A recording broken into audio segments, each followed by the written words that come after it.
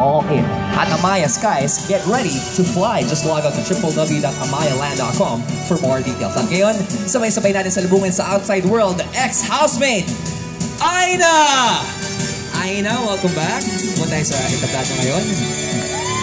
Alright mga pamilya, ang dancing bombshell ng Boracay, Aina! Aina, welcome sa outside world!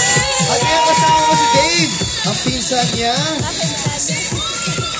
Beautiful pa rin naman. Yes. Sa loob at labas ng bahay ni Kuya, maganda pa rin talaga si Aina.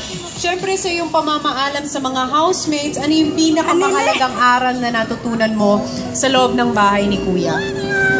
Maging maligaya po at siyempre, to trust in God. Sinalubong ka ng mga ex-housemates, oh. Nandito sila. Sweet. Sila Axel, sila Jacob, Sina Ses. Yes. So, eto naman, para malaman ninyo mga kapamilya ang naging resulta ng botohan, si Aina ang ating evicted housemate who got 32.47% of votes. Ibig sabihin si Randy ay nakakuha ng 67.53% ng inyong mga boto.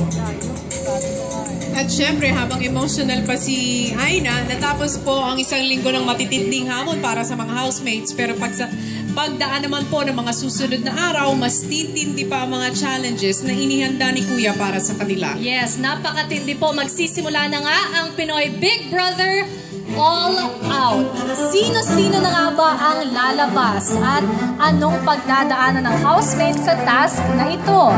Yes, kaya wag na wag pong bibitaw sa pagpapatuloy ng kwentuhan.